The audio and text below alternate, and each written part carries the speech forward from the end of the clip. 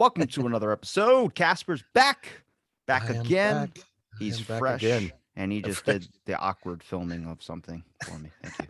Yeah, OnlyFans.com. the OnlyFans. Yeah, that's oh my goodness. Yeah, it's been a bit crazy, Rob. It's been a bit crazy. This is a crazy week for me, and it's actually a good. I don't know who's dealing with the topics or stuff these days, but today It's your is the birthday. no, not even. It's actually it's a bit heavy. It's the 29th anniversary of my dad's funeral.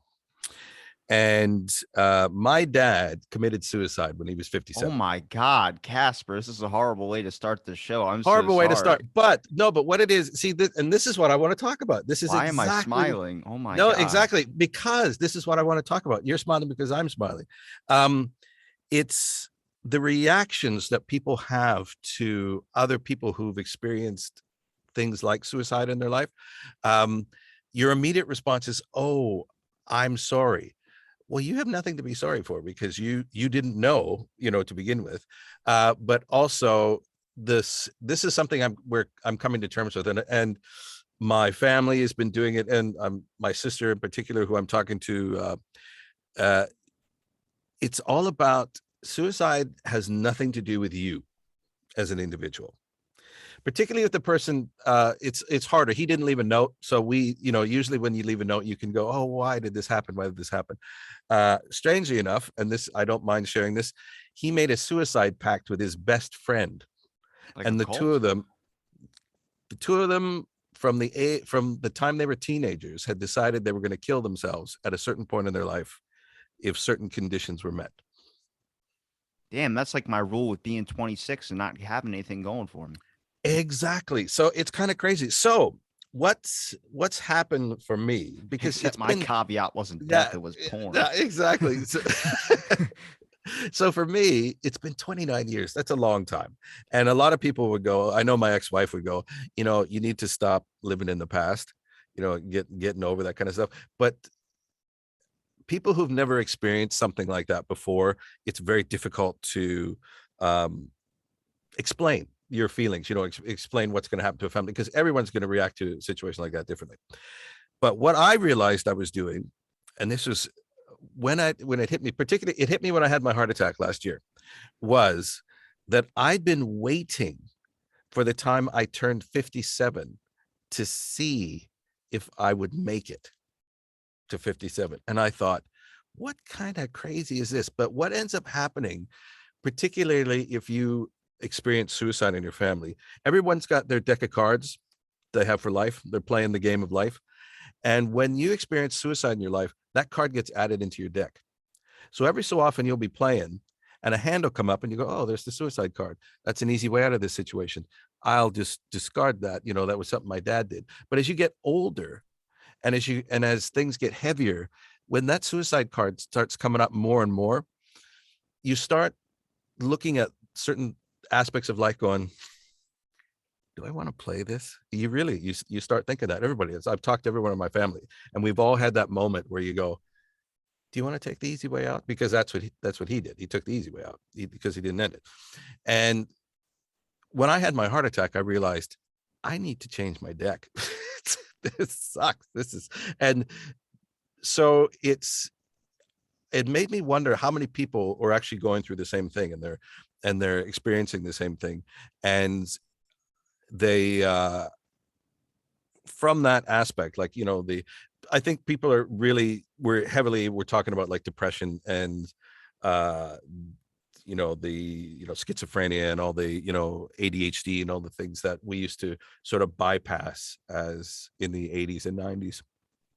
And then doctors would just give pills rather than understand it. They didn't want to understand what was going on. So with something like, suicide, there's a trigger for that. There's something in there. So if you can understand what's going on, so I thought, yeah, I need to I need to change my deck.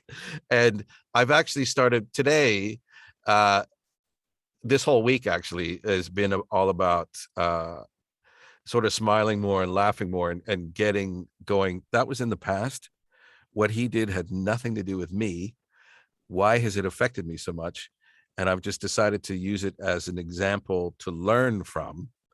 Um, and it's, you know, it's sad that he's not here. He wouldn't be here now because he'd be like 130, or but he'd be that he didn't experience some of the things that I experienced as I grew up, kind of thing. So that's a bit weird, but that's sort of where I'm coming at from today, kind of thing. So when I came into this, so you know what we talked about earlier before we started recording, that type of stuff is making my day. It's making it so much fun because What, I'm making you realizing do that, work?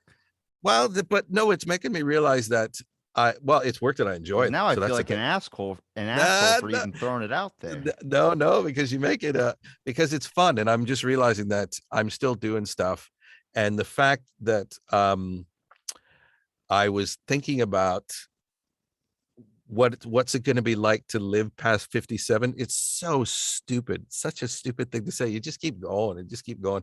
But that was, I put that ruler, I subconsciously put that ruler in my head. This was my limbo line that I needed to get under.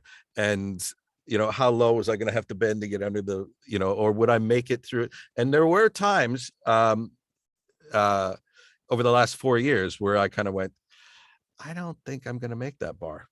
It's not going to happen, kind of Well, thing. you Because made we it. all have, yeah, but I have, and it's, and so, and then, you know, and then you go and you know, I went and had something like a heart attack, and you go, ha. And then what was even better about my heart attack, it was stress induced. So it actually had nothing to do with me physically. None of my arteries are clogged or anything like that. It was simply me going, fuck. Yeah. and then you know, and then to top it off, I thought it was a bad case of indigestion. So that makes it even funnier. So when it actually happened and we're all done, I went, you know, I'm going to change my deck. I'm gonna get a different cards. Maybe I'll get a magic deck. Yeah, that'd be kind of fun, you know, to throw that all around. And so that's the analogy I've been looking at is you know, getting rid of all that stuff. But so that's where I've been coming at lately. So it's one of those things where you go, people's reactions to what you've done is really, I think we were raised that way in society, to go, like, if you say, oh, I've had a, my mom passed away or something, or if they ask, how's your mom, and you go, oh, she passed away. Oh, I'm sorry. Why are you sorry? You know, you Or if didn't, unless, somebody's in the service, you say thank you for your service. yes, yeah, kind of thing. So that's, you know, that's a different thing. And today being Remembrance Day over here, kind of thing. What do they call it in the States? Is it still Remembrance Day? Do you have, or the Veterans Day? 11th? Yeah, Veterans Day. Is that today? Yeah, it is today. And what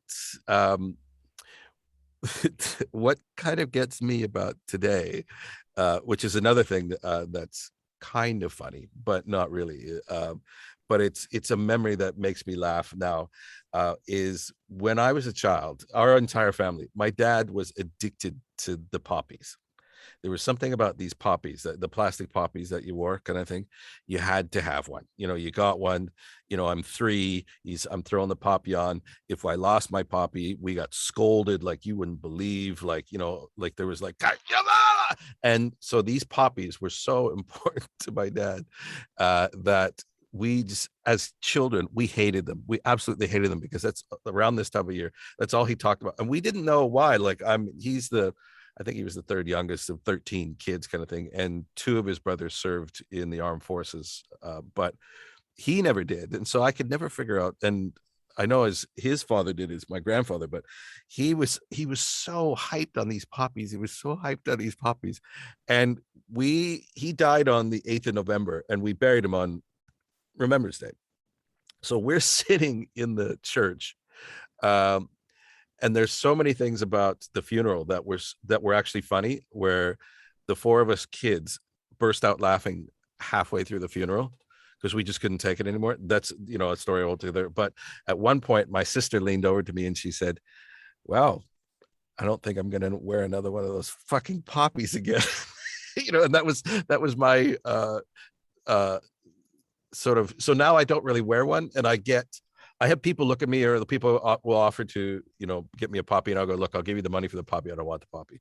And they'll go, well, don't you know what they're for? And I go, yeah, I know what they're for. And it's a bit selfish that I'm not wearing one, but I know what they symbolize to me. And so I don't want to be anywhere near one of those Was goddamn a poppy poppies. for Veterans Day? Poppies for Veterans Day.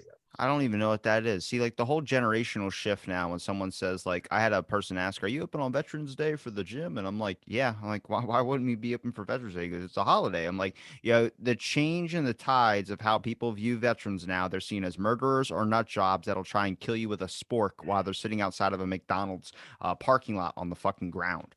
Like, Yeah. it's a different time, it's a different age, but I think when it comes to the grips of how you choose to see if your life is valuable or not, I think you got to make comparisons on yourself. Like, what do you want to accomplish? I think hobbies, for instance, the only good part about them is that they do keep you in a state of like doing something until you end up getting Yeah. bored with that hobby. It just depends on the length of how, you get bored with it. And people sometimes use their hobbies to be creative, but I think at this day and age, I mean, everybody comes to grips just like with alcohol and weed or whatever type of drug. Everyone has their dealings with that demon, which is the depression demon, which is those thoughts of those types of things if you really matter. And I don't can't really give you advice on that aspect of things too, because I mean, every day can be a battle in some aspects, but it's about finding something and finding what you feel like you might be good at.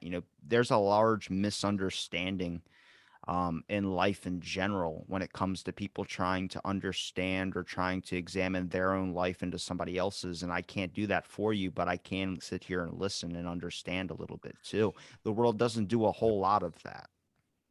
No, no, it doesn't. Like the poppies come from World War One, Flanders Field. It's a poem, Flanders Field where poppies grow. And so there it's it's interesting that you would say they're kind of losing their meaning because a lot of the generation coming up doesn't understand the correlation between poppies and veterans. Um, you made it very as you do, you made a very interesting comment about hobbies and about finding the things that are good for you. And I think in our time, in our society, we've sort of degraded hobby to be, I wouldn't say a bad thing, but they're a useless thing. They're a waste. The way sometimes when people say, "Well, that's just my hobby," Because unless it's it like, well, doesn't make money, then nobody gives a shit. I'm not yeah, paying. exactly. I And don't know where you sometimes, could get a job making a World yeah, War II fucking sometimes ship. hobbies are creators. Like I used to work with this guy in this when I when I first got divorced. I was working in this huge food warehouse, the largest fresh food warehouse in the EU actually at the time. And one of the guys I worked with was he was he was a former gang member. Like, but we're talking like London gangs kind of thing, like the wide oh, More and suit, less tattoo on yeah, the face. well, no, no, Do well, you have a tattoo on his face?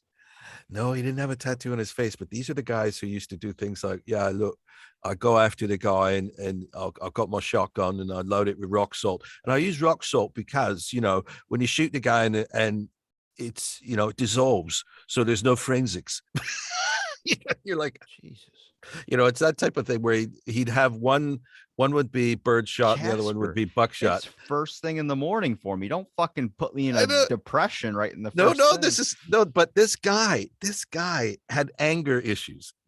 And he's my age kind of thing. So when I met him, I thought he was one of the nicest guys I'd ever met in my entire life. And one of the things he used to do was he would randomly dress up in costumes.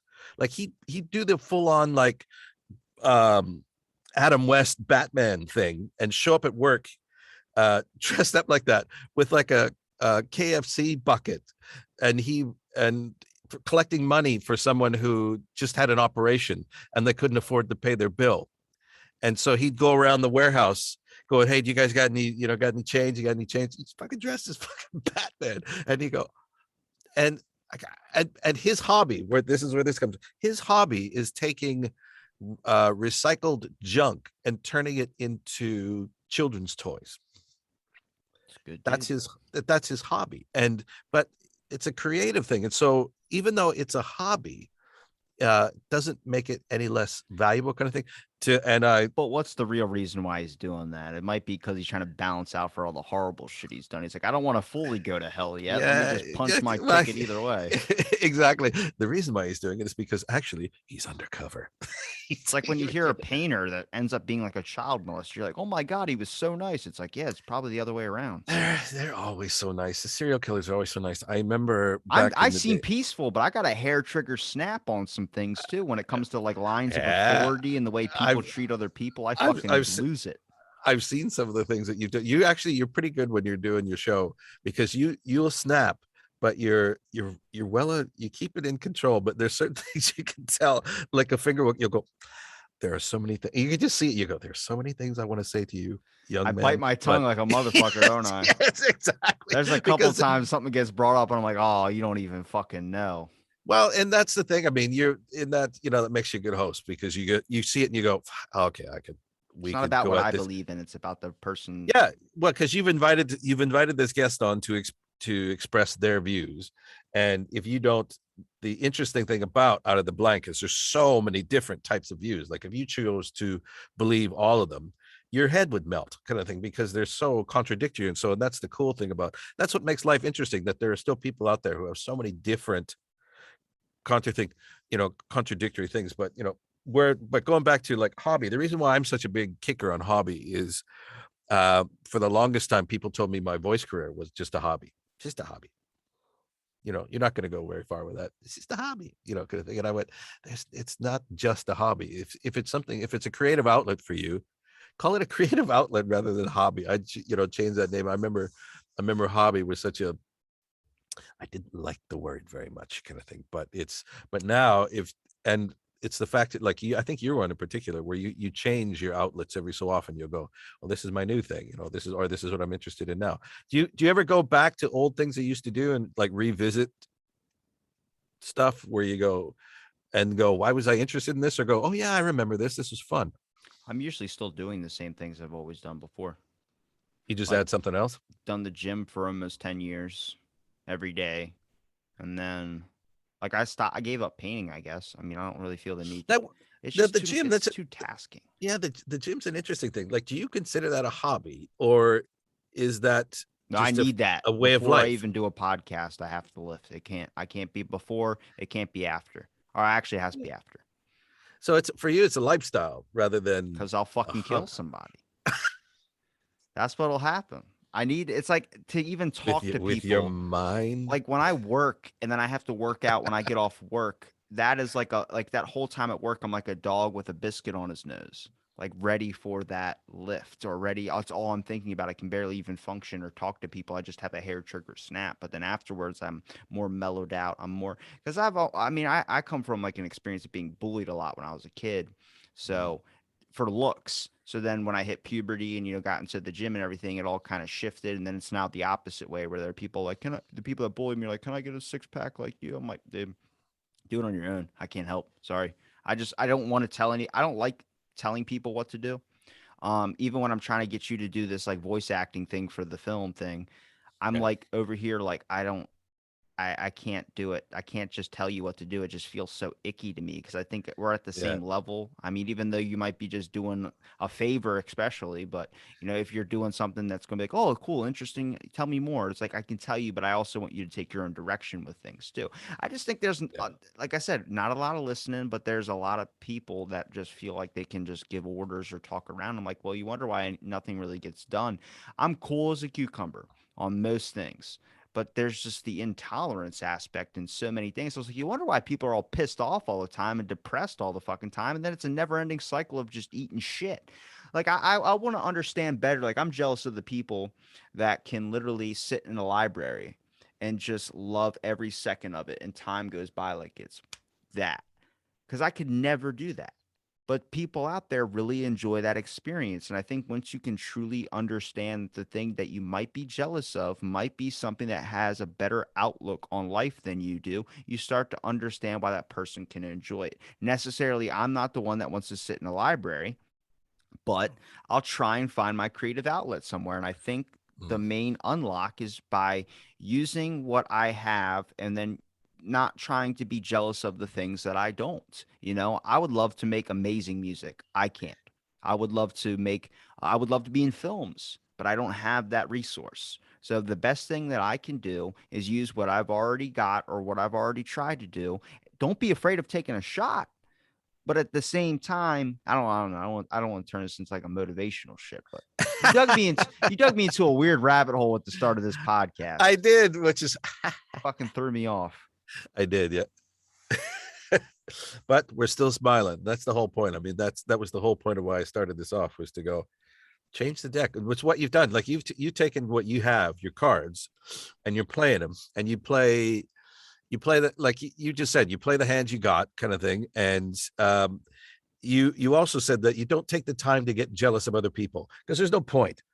Like there's no point in getting jealous of someone um who is maybe a movie star or a musician or something, because they've got a different skill set. They've also worked differently than you did. I mean, unless they did something where they were given it to them, kind of thing, which there's some, you know, You bet your there's some, ass when I looked up Little Nas's age and saw that he was yeah, 21 years old, I was like, yeah, God damn it.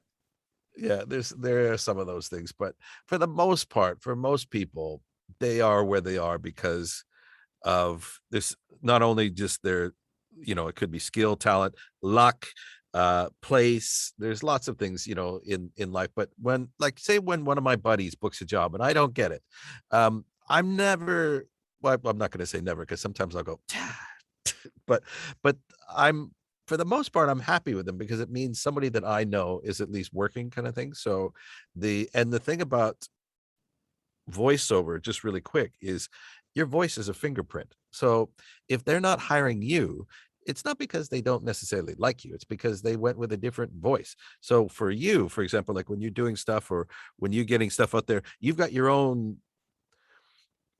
talent tree, you got your own shit going on, you got your own flavor, the way you cook, the way all this stuff. I'm throwing out so many metaphors, this is ridiculous. I'm gonna get lost in, am I playing cards, or am I cooking in the kitchen? Well, you can't expend energy in so many different aspects and still want to still maintain progress. Like, for Yeah, instance, if you're doing voiceover work, you're expending energy at being mad at somebody else for maybe getting something, or you're expending energy with dealing some other type of issue. Maybe it's your ex or something like that. You're still holding on to branches, and technically you might have to cut some of them fucking branches. I mean, the best thing that I got recently was the fact of like, when I'm doing this stuff to make this thing, I'm having all these people where I'm like, you know me, you know yeah, how this goes, and they're like, I'm 100% in it. I know the concept of you. I got you. I'm gonna do it. And it's like hearing all those people say that, like, oh, we got it. You don't even need to explain anymore. I'm with you. And it's like knowing that they know that I'm not going to use it for nefarious purposes,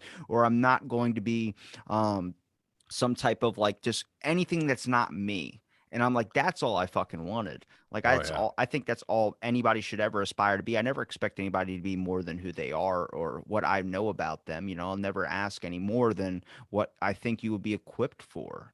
I just think that everyone has their own individual roads. I never expect them to stay on it 100% of the time. I expect them to go above or below, depending on how it goes.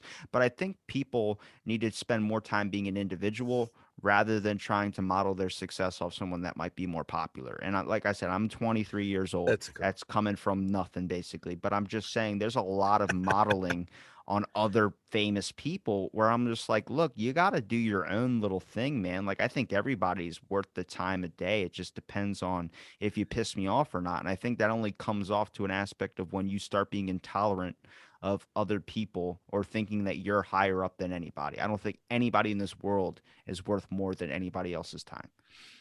Yeah, that's a good shout. I mean, this is the age of the reboot, in a way, where people are Fucking looking to our Matrix 4.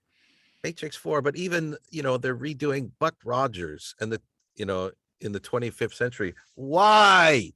Like, why are they redoing Buck Rogers? Why are they, I think they were planning on bringing, there's a couple other the ones from the past they were going to bring back. And you go, guys, make something new, even if it's a continuation of, don't go redo the old shit, kind of thing. Even if it's a sequel, make a sequel. Don't do, and it's, yeah, it's a weird time. And yeah, you hope that people expand. It's, with the copycats and all this stuff, you look at, video games or something, a video game or a movie. Movies are a great example where you'll see a movie will come out, and then literally within 8 months, another 9 films will come out that are all kind of the same plot, the same. And usually the first movie to come out is not the best movie. What it is they've heard, say it's this summer, it's going to be all about angels. So they've, somebody's heard, hey, they're making a movie about angels. We got to do that too. Oh yeah, we do. And so they'll rush really fast, get their movie out first, so that when the big blockbuster angel movie comes out, a lot of its hype is actually sort of unspun already, because there's already been the angel movie out that's kind of the same, that wasn't really as good, but they pushed production on it to get it out first. Then you'll have all the other ones come out, and it's like, guys, why are you doing that? Just, it's a weird time. We got some weird, which is why this project is going to be fun, kind of thing. Because if you've had anybody on that's been on your show more than twice, they get you, man. Yeah. Yeah, they get, it's that's the thing, and 1,000 episodes, man. Yeah, and A thousand. you're ending it on fucking suicide right off the pack. I hope someone didn't just fucking drive their car off a road. No, no, no. See, terrible. that's so the whole There's thing about a that gnat was, in my studio. yeah, well, I get it. See, that's the whole thing, man. It didn't happen to me. It was 30 years ago. I set And up fucking fly traps around my house, and it says specifically that it kills gnats, and they didn't catch a single fucking one. Not a single fucking one. And I'm like, why do we and have gnats? And it's this fucking air fresheners I have in my house. It happened right yeah, after I installed them all, but they're all like orange scents, like very yeah, yeah. citrusy. And I looked up and Which it's like, is they're attracted to citrus. I was like, so I can't have my fucking house smell nice really, because yeah, it's because fucking, and it's still, he's because still alive. here in the UK they say, oh yeah, you want to get rid of flies, cut an orange in half and put it on your windowsill. That'll get rid of flies. Fucking wives' tale bullshit. Exactly. That's what I'm guessing. Have you gotten No, sleep in your eyes in a while? I haven't had that happen in like a very long time. it's well, when I sleep, I kind of do, I guess. I'm up and down. I got a cat that keeps waking me up every 2 hours. Wants to have a conversation. Where does that come from? Why do you have get these crust on your eyes? What's your tear ducts. They're drying out. I'm dying. Yes, you could be dying. Oh my god. You could be. It depends. No, it started. I started it that way to let you know that even though it's something that was a bit heavy, it's changed my view of life, Yeah. the way I'm going to be, and I'm better for it. I'm much better for it. Have you set up any goals that you want to accomplish? Well, my first goal that I really wanted to get was to get rid of that fucking bar that I'd put up, kind of thing. And that's pretty much what I've been doing all this week, was where I said I put up the age 57 bar, my limbo bar. Get rid of that bar, because that's stupid, because I got shit to do. So I'm planning on being around quite a bit longer than 57, Tell me about what shit you got to do. Well, this is going to sound, no, it's actually not. I'm going to tell the world. Who gives it? I have this sort of, when I was going through a really, really, I think I mentioned it before, when I was going through a really, really tough time, I stumbled across this Japanese all-girl band that dressed up like maids. They're called Bandmaid. And when I first saw them, I went, well, this is a bit weird, because from a North American point of view, you look at them and you go, oh, this is a bit weird. So I did a bit of research into the girls and found out that they're all absolutely fantastic musicians. And they write their own shit. Jimmy Page heard them in concert once, thinks their drummer is the reincarnation of John Bonham, and from Led Zeppelin, and it's like, wow, this is insane. So thing anything Japan's better than us at. Well, there's a good joke about that. It's like, you are never, whenever you say to someone you're the best in the world, you're not, because there's a 12-year-old Japanese girl who could do it better. That's just the way it is. But the whole point of this is, I made myself sort of a lottery list when I was getting really, really low, kind of thing. And I said, one of my goals is to be able to fund and produce a tour for these girls. I don't care how I'm going to do it. I'm working on it. So I'm trying to find, there's a language barrier and all this stuff, so I'm learning Japanese. I've been learning Japanese for 7 months now, kind of thing. I'm getting, Jesus that's Christ, Casper, that's do moving something along. for yourself. Like go on a trip to This, Tahiti or something. but this is for myself. This is, this is making me feel good. So I'm I getting. think I've mentioned it in an episode, not with you, but with someone else in the past. But you're a good person. You're a very good, supportive person when it comes to aspects of things, and I think everyone needs that in their life. Which is, Yeah. it's strange. That's why I wanted to incorporate you in this film so much that I'm Oh, trying to make. thank you. Because I'm like, you deserve like a spot where someone else is, you're not just taking care of somebody else. You got someone else that's, at least thinking about you in some aspects of things. And I think that's important. I think everyone just wants to feel like somebody's thinking about them, hopefully in a good way, not a bad way, That even though that some sounds good. people revel in the bad. That is true. I try not, and I didn't revel it. It's like when your ears itch and like someone's talking about you. I'm like, is Yeah, that fucking true? I hope not. My ears are always fucking itching. exactly. You're kind of like, Either I got a it's, goddamn skin condition or someone's talking shit. I'm usually, that's why I'm usually wearing headphones, this kind of thing. Why are you wearing your headphones? Are you on the air? No, it's to stop my ears from itching. It's kind of That like way I when don't. when I go to a store, I always just put headphones in, even though they're not listening to anything. Just because I don't want people like going up and striking up a conversation. But then someone, when I was leaving the gym, someone was like talking to me from a distance, and they got in front of my car and was like, "Oh, dude, I was calling your name." I was like, I had headphones in. Like, I don't think people realize I got my hood up and the headphones, and you can't see the headphones because they're not wired anymore. They're Bluetooth. So I'm like, my biggest pet peeve is like, I don't like when people talk at a gym. Like when I'm working out, I don't want people like, I'm sitting there benching, like 50,000 people start coming in. I'm like, the one day I choose the bench, everybody comes into the weight room where the bench is and decides, oh, I'm going to lift in here instead of out there like I normally do. I'm like, oh, Yeah. Jesus. Hey, what do you think of that weather out there? It's kind of hot. Oh, it's cold. You just shut up. Just go away. I mean, I'm nice after my workout, but good God, when I'm in the middle of it, I was like, I don't want to strike up You a need the conversation. chemicals. You I need need the to get the chemicals. demons out of my body. Well, that's that's what this does to me. Gets this is my workout in a way. So of course I could probably use a more physical one, but mentally I love these chats kind of thing because it gets me, because you'll always ask me a question where I'll go, what? Do you have a happy story in the bank for me? That is, you know what? That is a happy story. Well, That's I'm glad you flipped your you know, perspective on it because I mean that can literally fester into your head. There's well, nothing. that's the thing, and that's actually what it is. It's more of an inspirational story. It's sort of like for everybody else out there who's going through the shit. It's not about, look at it this way. It's not about you. It's about them. So it's easy to flip your perspective on it, kind of thing. And we've all got the. Well, actually, though, we might not. We might need help from friends. So seek them out, because if you're trying to do everything on your own, it's sort of like lifting without spotting, kind of thing. You might be able to do it, but there's every so often there's that one day where you might need a spotter, kind of thing. So oops, I banged my camera. So that was actually, it started out bad, but it's actually good. It's actually good. Well, I'll tell you what, I'll tell you a funny thing about it then. At the funeral, when we're sitting there's all us kids, we're sitting at the funeral in the front, and we're in our early 20s. And there's my mom sitting over there, and there's all my uncles and aunts. They're all alcoholics. My dad grew up in a family of alcoholics. So 8 o'clock in the mornings, when we buried my dad, one of my uncles comes in and goes, yes. Okay, do you think we got time for a libation before the funeral? And at the time, I had to look up libation. I didn't know what it meant, kind of thing. But it's a drink for the dead, kind of thing, So they're all hammered. They're all absolutely hammered. All my uncles and aunts, and they're all in their, like, my age now, maybe a bit older, and they're all bitching and complaining and yelling at each other and poking and punching each other like they're brothers and sisters, and they're all acting like they're three.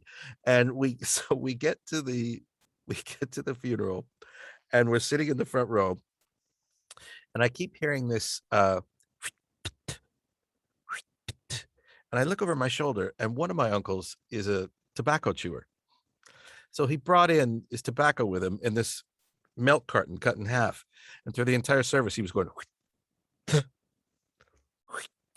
and beside him his sister was going, oh, for God's sakes, like, could you not leave that? And so they were bitching at each other through the entire service. Then the the priest comes out. We're Catholic. The priest comes out, and he goes, I am not the normal priest. The priest who was to be here has to be somewhere else. I'm the exchange guy from Poland. He's in the back room with I a will. young child. Yeah, exactly. So I will. I will do the service. He barely spoke English. He barely spoke English. So he gets into the sermon, the homily. And he starts it off and he goes, in the name of the Father, the Son. I did not know Richard that, and then he got it about 30 seconds and he goes, I'm just going to do it in Polish. And so he did the entire sermon in Polish. Jesus Christ. Nobody understood him. Nobody understood him except for this little old lady in the back of the church who was going, She was just nodding her head like she knew. Yeah. And at that point, all four of us kids started laughing. We were just in the front because there was all this stuff building up, like the bitching and complaining that was going on behind us. And so here you have this force, and when the giggles, they broke out between us and we couldn't stop. And by the end, so here's the minister, he's talking, and all four of us kids were bent over and we're laughing, and we were laughing so hard by the end of the service because it was just spiraling out of control. It was all so ridiculous. And at the time, I remember we didn't feel bad. We had people staring at us like, why are they laughing? This is their dad's funeral. Why are they laughing? And it's because the whole context of everything that was going on and about how the day had started, and how all my uncles and aunts are absolutely hammered at 8:00 in the morning kind of thing. It was like, how did, what's this going on? And, and then driving to the cemetery, the car in front of us, because for some reason, the kids, we were in a car behind my uncles and aunts. And so because there's like 11 of them, the car door in front of us, we're watching, the door kept opening to the entire drive. And I kept wanting to go to the driver, I think we need to tell them the back door is not closed properly because it keeps opening and shutting and opening and shutting. It was my fucking uncle, the tobacco chewer. So his sister took away his milk carton in the service. So through the entire drive out to the cemetery, he was opening up the door going because she took his milk carton away. And and he's 57 and she's 61 and she took his milk carton away. And that's where we just kind of went, oh, this is just, it was one of those things where it just, that day, actually after the funeral, we went and we got a bunch of fireworks. We went to a middle of the field and we set off fireworks to celebrate, the crazy that was going to happen. But at the same time, it was just like, death is one of those things that, again, it's one of the slimiest businesses that basically humankind has learned how to profit off of. They used to sell coffins in Costco. Everything now I started looking at, like, everyone just found a way to make a buck off something, which I'm not mad at, but you just realize how slimy of a business everything is now. Even when it comes to conversation, I mean, if this was making money, it would turn slimy. You know what I mean? Because it was technically just doing it for money at some points, because we had crazy, like, one of the things that happened to me, I've been gone from my hometown for 2 years. I went to college, and so when the funeral happens, we, all of us kids, none of us kids were actually at home. We all had to fly from where we were. And I had just moved I was living in Vancouver, and I just started a new play actually. And this all happened. We fly back. We have the service and the ceremony. And then after, in true Catholic fashion, you have a meal where everyone who is at the which you pay for. So wait, that's where it comes from. I had to do that with my grandmother as well too, my great grandmother. And so we're at the meeting hall. So we put on this, it'd be like a wake in a way, so you have this meal, and then at some point all the family is supposed to line up and people come by and they express their condolences kind of thing, and I'm standing there, the eldest son, this is my hometown I grew up in. At this time I would have been, what was it, 23, I think, at this time. And so it's a magic age kind of thing. So I'd spent 20 years you know, in this city. I was, I was a hockey player. Everybody knew who I was. And I'm standing there, and almost every single person that came up to offer condolences looked at me and went, "Friend of the family?" And I would go, and I went, "Bill, I know you.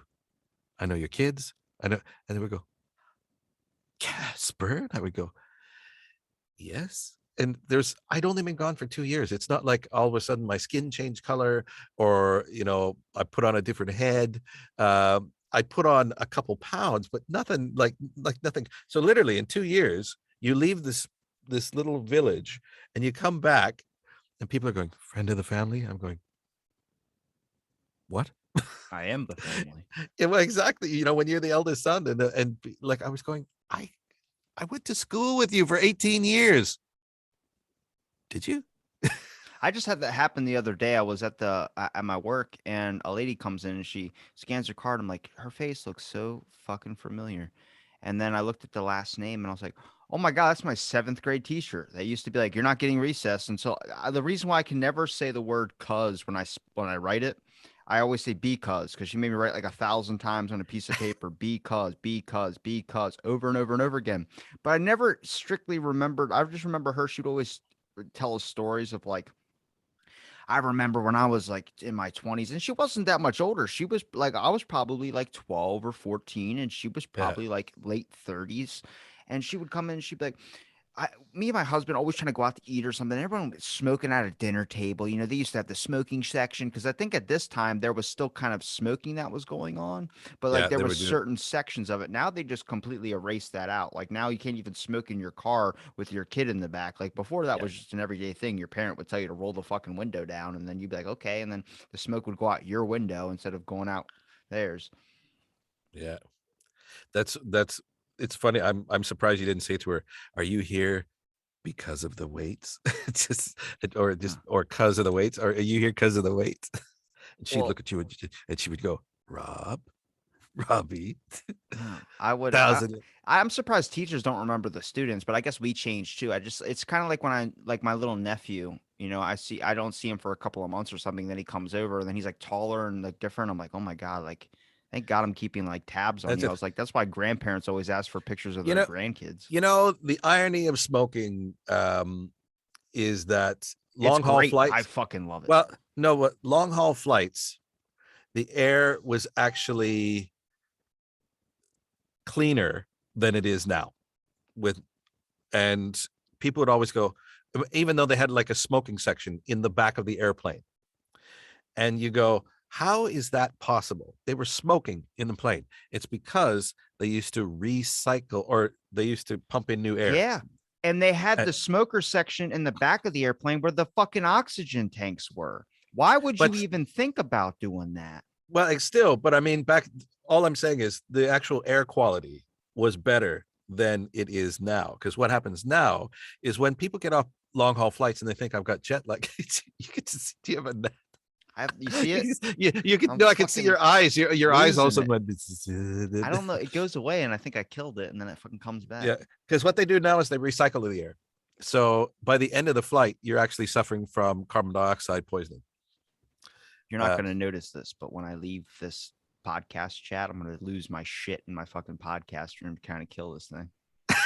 I spent like $10 going to like 4 different stores getting fly traps, and I think I and caught it's like and one. that's the thing. Well, maybe you need to. Is there any I electronic got fucking USB stuck thing? to it, dude. I got stuck. I was trying to pull the thing out of the thing, and it got stuck to my cabinet, and then my whole white cabinet went fucking like yellow, like that uh sticky stuff they have on there. I was like, oh Yeah, my God, how am I gonna fix that? that's the thing. That's yeah. Back, remember do you remember the fly strips they used to have? Or they were big in the Well, barns it's and things why like do that. they make a bug bomb and then you got to leave your house like all fucking day? I was like, I remember my grandparents when I used to go over there, they're like, we got a bug bomb in the house. It's like, we can't be in the house all day. What do you want to see? So me and my grandpa just saw 5 fucking movies all day. We went to the movie theaters and saw 5 films. We saw Men Who Stare at Goats. We saw Ghost Riders. We saw like a bunch of shit. I don't know if they were all at the same time though, because I have to think. I know we saw Men Who Stare at Goats. I know we saw some type of romantic film. We literally just kept going into different theaters. And I was like, can we go back in? It's been like 9 hours. We went out and got lunch. We were going to get dinner. But then we went back to the house, I think like an hour right before he said it was going to be fine. And I was like, did we need to be gone all day? But the whole fucking house reeked. And I was like, did it kill whatever it was? And I was like, I never want to experience that. So I'm at the store buying fly traps and I see bug bombs. I'm like, I ain't fucking doing that. That's an all day Yeah, process. yeah. It's sort of like, I wonder if those put fumigators out of business, because our place had to be fumigated once, and that was what a disaster that was, because I remember coming back to my bedroom and everything was covered in this thin white powder, and Cocaine. they're supposed to clean that up, kind of thing. But after the fumigation process, the guy just walked into the bedroom and went, and then I'm not sure if he had one of those hand hoovers or something where he just, and then but we came back, you could literally see our footprints in the white. It was like somebody put a flower bomb off in the house, and you go, I don't think this is healthy. This can't be healthy. People not doing the jobs. People not doing the jobs. I hope you get that thing, man. I hope you get it. It's not going to die. Nothing ever dies that you want it to die. It's kind of like I used to work at a hotel and they used to have the bug bomb rooms with like extreme heat. Hold on, I see it. Oh, damn it. I was too slow. Okay. But there was a bug bomb that they would pressure treat this room and they would ignite it inside the fucking room. And then like you couldn't go in there. But if you get bed bugs or anything like that, dude, that's like I remember coming home after throwing out those sheets and then I felt itchy all fucking night. I thought I had it, and then my whole house is gonna be infested with it. And I'm like, I don't like that type of shit. Like, I love all beauty in the world, but stay outside of my fucking home if you can. Like, I really I know. appreciate that. Yeah, and there's some things that you kind of go, I'm sure someone thinks you're beautiful. I do not. Please I stay don't out know of my anybody who thinks house. a gnat's beautiful. I bet if you examine Yeah, it under a microscope, it looks like the devil itself. exactly. Nat, but it's probably wearing, Groucho Marx, mustache and Oh, things, and I you know what go, I want to talk to you about. Did you see they ha. weaponized Sesame Street? What? They had Big Bird put up a thing like all kids should get their vax. And then they have a whole fucking episode where they have I will pull this up on the fucking thing. We can do that now. Uh, so they basically, Big Sesame Bird Street's been put one out of a my, tweet and said something about getting vaccinated as a kid. And then Ted Cruz commented like, "Good fucking job, Big Bird," or some jab at Big Bird. But then they did a whole Sesame Street episode, and Oscar the Grouch is the one that sang that one drug that everyone calls a horse thing. Don't say the name of it because it'll get us taken off YouTube. oh no, I don't even, because here in the UK we had different things, so I won't say what those are, kind of thing. But so that's, How do you weaponize Sesame Street? to be honest, I'm surprised they didn't do it sooner, unless the guys who control it, like Henson, had certain things like not getting the government in about certain things, because you know Oh my so God. Let me read you the videos. Big uh, Bird talks to Dr. Gupta about COVID-19 vaccine fears. Sesame Street, the ABCs of COVID vaccines. Elmo's daddy, Louie, got vaccinated. Sesame Street's Big Bird helps kids prepare for COVID-19. What the fuck? Nick, did they give it to him on air? What have we come to as a society? What wow, have we they're come to they're as a kind of society? in many ways, that's like uh closing the barn door after the horses have run away, because they're about 18 months too late to be doing stuff like this, because it's yeah, weird. Weird that this would come out now. When stuff like this comes out now, my first thought was, and this is just me, but my first thought is, what else is going on that they don't want us to look at? Oh, you faded away. Have you did you net something? Your voice is gone. Oh, you're muted.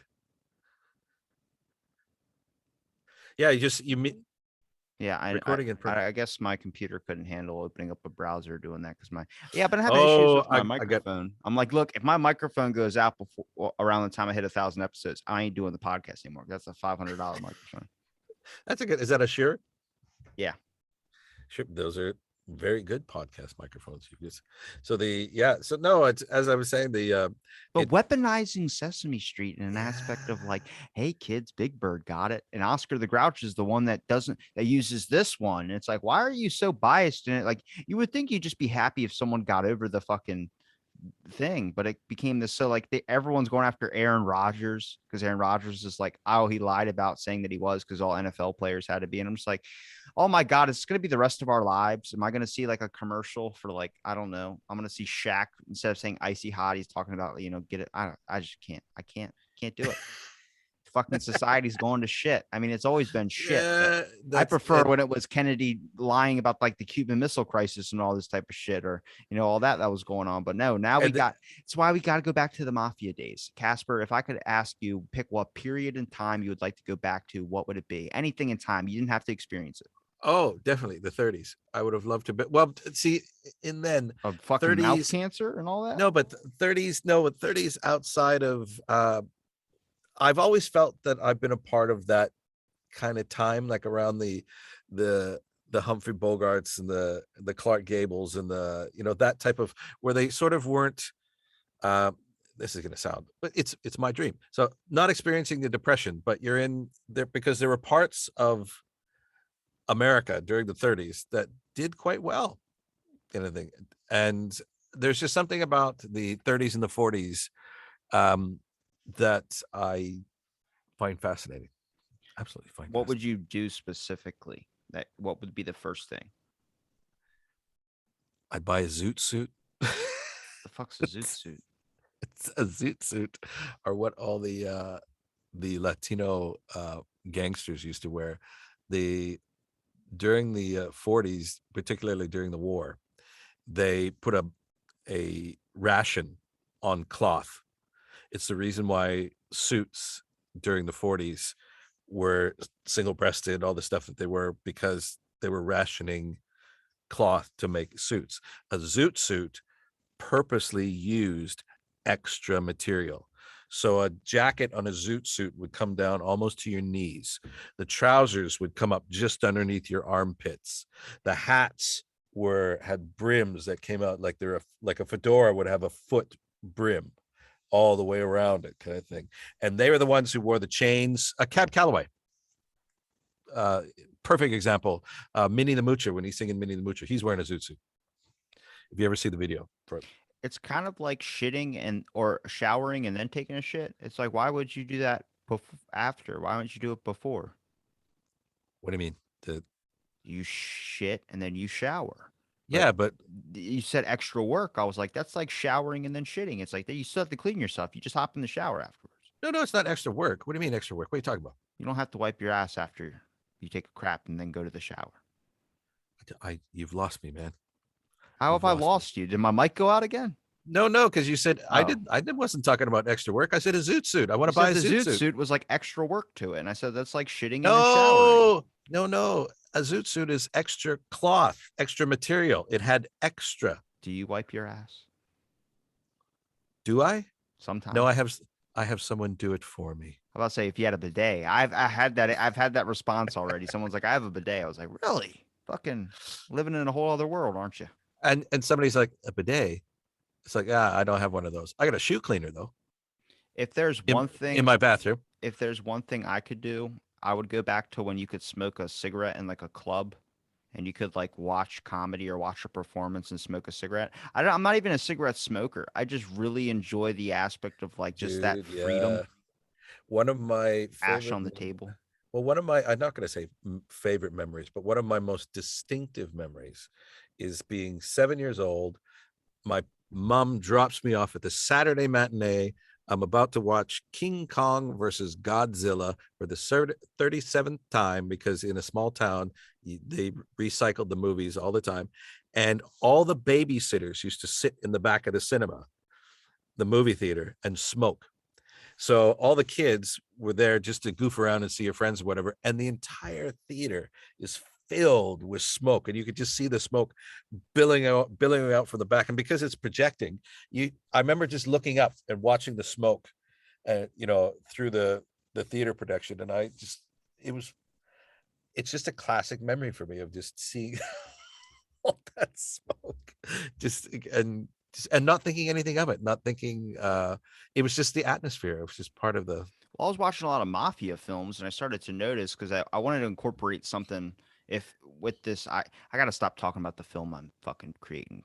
It's hard because it's like all that's on my mind. Like while I'm talking to you, I'm just thinking about new ideas and shit. I get you. Um, I get you. but it's like everyone's smoking a fucking cigarette every minute. Like he pulls up to the thing, immediately lights a cigarette, and starts smoking a cigarette. Like, so when did you find him? It's like, "Oh, I found him about an hour ago. He was laying like this, and it's like, okay, let me write that down. And it's just constantly smoking. I'm just like, you know, was it that common like back then to always just have a fucking cigarette? I guess they must have been way cheaper, but society has gone completely the Oh, other way you've against it. you've you're missing a big point there. Who funded the film? I don't think tobacco industry did. Back in those days when everybody smoked, uh they would say things like it wasn't product placement. It would be things like just have all your guys smoke, and if they're going to be smoking, just have them smoke our stuff. Well, that's how the And coffee break was created. That yeah, the people that were getting funded by the coffee thing, they would incentivize people to go take breaks. Like breaks were only created so people could consume more coffee, and then also go on smoke breaks and stuff, and incentivized work yeah, in a way. yeah. So so during that time, this the beginning of product placement where they're just doing stuff like that. But at the same time, it was also considered um there was a certain image about people who smoked. Even then, kind of thing where it was the bad people, all the bad guys, but also it was considered cool. Cool people also smoked, so you could be the bad. So if you were a gangster, everybody smoked. So you'd walk into a room filled with gangsters, and of course they all had to smoke because they were like the character would go, "Why do I have to smoke?" Because you're a gangster. It's in the script. They go, "Well, no, it just says I'm a gangster." Yeah, and gangsters smoke. So everybody, every single person in the room would have a cigarette because that's what was considered to be the norm for a gangster. They smoked. They didn't take their hat off inside. They did all this stuff. So you'd see all the gangsters sitting around, and that was the cool thing about gangsters. So they didn't give a shit. Well, I They was didn't give a watching shit. Rush Hour 3, and that's like one movie that I saw with my grandpa, and everyone's like, "That's a racist ass movie." I was like, "How is it racist?" So I had to rewatch it. So I was on the elliptical and I was watching Rush Hour 3. I was like, oh, Yeah, "Okay, I can see it. There's a lot of shit in this film that like it was stereotypical comedy like back in the day, but like now it does not age fucking well. It's kind of like Tropic Thunder and doing blackface. This one was like, "Who are you?" He goes, "I am you." He goes, "Not you, you." And he's like, "No, I am you." He goes, "Shut your damn mouth." And it's just like him like making fun of the dude's name. Then he goes, "Well, then if if you're half Chinese, then I'm half black, and that means, yo, what's fly?" And they're saying all this horrible, like, well, I mean, it didn't age well, but it was comedy back then. But that's how they yeah, stereotypical did it. Like the Chinese guy didn't speak that good of English, and then as soon as you look at it, and I'm like, all right, I can see what people would talk about this film being racist, but I think people boiled it down to something more than it actually was. At the time, it was a fucking fantastic movie. I still like the movie only because I don't really get to see Chris Tucker in a lot of other things, yeah. But It's you see how society ages with are film, and you it's a like are you a Mel Brooks fan? Do you watch any Mel Brooks stuff? I've heard the name, but if you probably rattled off a couple things, I Well, could say I Mel watched it. Brooks was most famous for Young Frankenstein, um, which is one of the most classic comedies you'll ever watch, kind of thing. Um, which from the 70s, early 70s, but it's a timeless movie. But not only did he do Young Frankenstein, and Mel Brooks also did The Producers, about somebody who wanted to produce a play on Broadway about Hitler, um, because they wanted it to bomb. That was the whole point, and it ends up becoming a success because it's so weird and wacky. Um, but he also did Blazing Saddles, and Blazing Saddles takes racism to the extreme, to the point, but it's so intelligently written that it still stands up today. Like when you have people of color watch that movie, they get it. They get what Mel Brooks, very Jewish, very constantly, but Blazing Saddles, but he in that he and that is very important in the movie, the Jewish aspect of it, and he plays up the way, like, what it is a black sheriff. um I've seen Blazing Saddles. yeah, it's one of those movies that's so well written and so funny, and when you watch back on it and you go, okay, that's clever. That's clever.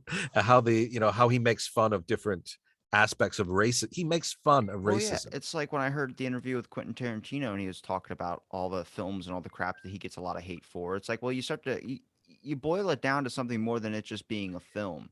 Like you understand that like it's an interpretation, it's a thing. This is not propaganda to create some type of thing, but it's so hard to tell because Squid Games was propaganda and people didn't even realize it. You know, Squid Games had certain Yeah, aspects to it that were jabs at other countries, like America. The only guy in there that was white was a fat guy that wanted to get a blowjob from one of the servants. Like you start to see like there's other just random shit that gets incorporated that people pick up on, and it's like necessarily it might not be evil. Like I don't think Brad Pitt's literally bashing a woman's face off the mantelpiece when he's in Once Upon a Time in Hollywood, but Quentin Tarantino directed it that fucking way, so people don't look at that. It's weird who yeah, people choose to string up. And it's very weird when I see the actors or these comedians or whoever do something that is outside of their realm of like, why are they even doing something like that? Like fucking Matthew McConaughey running for governor of Texas. Like, what are we fucking talking about? I don't need to see Fast Times at Ridgemont High being a fucking leader in anything. yeah.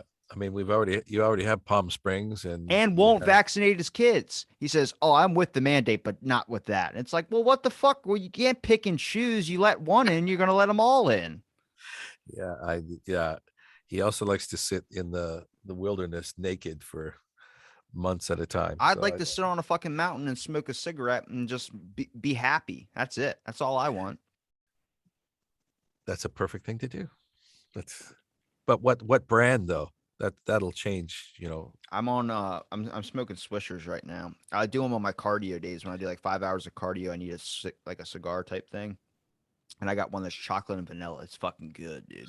Well, there you go. There you go. I'm just when I gave up smoking when I had my heart attack, and it was hard because I smoked a pipe. So it was I'd been smoking a pipe for 25 years, and I had chocolate flavored tobacco. So it was just it was really good. But it was one of those things where and I look back on that and I think, man, during the 80s, I'd had like what I considered to be a mental breakdown, or whatever was happening. In the 80s, they called it something else. It was chronic fatigue syndrome and all this stuff. And I'm sitting there talking to my GP, and my GP goes, "Okay, I'm going to make a suggestion to you, but don't tell anybody you got it from here." I'm like, "Okay." He goes, "You ever thought about smoking a pipe?" And I looked at him and I went, "I'm 23 years old. Why would I think about smoking a pipe?" What? And he goes, "You should think about smoking a pipe." And I go, "Why?" And he goes, "Because you can't, when you're smoking a pipe, you got to take your time and fill it and put the tobacco in and tamp it down. And then you light it, and you might have to light it again. And then you sit, and then you can't do anything, because if you got a pipe in your mouth, if you're running or whatever, it'll fall out. So you got to sit in a chair. Maybe." And I go, "So a pipe is going to get me to relax." And he went, "Yeah." And I went, "What about cancer?" And he goes, "Oh, stress is going to get you far before cancer will." Yeah. And I went, "Oh, okay." I go, "So you want me to go out and get a pipe and start smoking so I can relax?" And he went, "Yeah." So I It, went out and I went out and got a really cheap pipe, really cheap tobacco. It's like corncob pipe. I smoked this thing. I was like, "This is like soap." And I was about to give up. And then my sister, back in wherever she was, I was talking to her. I go, "Yeah, doctor wants me to smoke a pipe." She goes, "Oh my God, there's this guy who comes in the bar all the time. He smokes his pipe. He's got this tobacco. It tastes like chocolate. You should get it." And I got some and I went, "Yeah." And so 25 years later, I was still smoking my pipe. it's good. I mean, there's a line obviously with everything it gets drawn where it's addiction, but I think when you notice it, like for me, I was getting like I always get 2 energy drinks during a workout, and I grabbed them and I was like, I'm addicted to these things. I definitely need to kick caffeine, or I'm not. It's not even caffeine. It's just the taste of. I need something like flavorful to drink. That's why I drink Propels, or something that just has flavor besides water. And I'm like, the addictive part to it, I was like, it's when you notice it, it just depends on if you're willing to keep accepting it. Like people that know they're alcoholics but keep doing it just because they have nothing to do. I'm like, in a sense, alcohol is a good lubricant for social situations, and it's a good time killer if you don't abuse the shit out of it. But you can abuse fucking anything. People abuse being on their phone. People abuse so much Yeah. shit. I'm like, you necessarily can't just relax anymore. It's always got to be doing something while you Did relax, listening to did you music. Did you find, and I know I did with my pipe, and this was totally on me in a way. Um, and I'm wondering if this is the same thing, sort of maybe with your energy drinks, is I found that my pipe became a symbol of relaxation. And It's if definitely I not didn't, relaxation. well, no, but I mean, or whatever you're using your pipe for, energy or whatever. For me, like for relaxing, if I didn't have my pipe, I couldn't relax. So when I had my heart attack and I had to start quitting, I realized that I'd psychologically attached relaxation to smoking my pipe, and I couldn't. That's like my I was cousin. I My was actually cousin harming myself. my cousin couldn't shit unless he smoked a cigarette. Like he would go like a week without going, and he's like, "I gotta smoke a cigarette." As soon as he walked outside, took one puff, he immediately ran upstairs and had to go to the bathroom. He was in there for like 45 minutes or so. Which is weird because my dad used to smoke in the loo only because to hide his farts.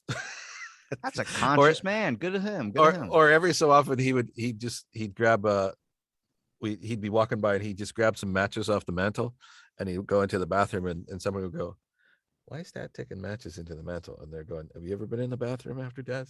It's good. It's good. Because he'd be like and waving the sulfur around. He's So breathing in his own shit fumes. so, so yeah, I'm surprised he didn't blow himself up. There's a lot of methane in there. Wow, we've covered a lot of topics today, man. Yeah. We've circled around. But yeah, I got addicted to, not necessarily just from the tobacco essence, but it became, for me, it was a mental thing. I needed this thing. And I'm just wondering if you hit a point where it's like, well, I can't feel the energy unless I'm having these drinks. No, whatever, whatever you can see, you need to get this thing. Yeah, we're you gonna have need to wrap it up in a second. I gotta you get need to this get gnat you out of need to my get that. studio. This has been a fantastic chat as always. Yeah, my time, the 30s, gangster heaven, Gangster heaven. Okay. the prohibition. All right. Well, I'm gonna put your links in the description because I can't. I gotta get this thing. Let's go, man.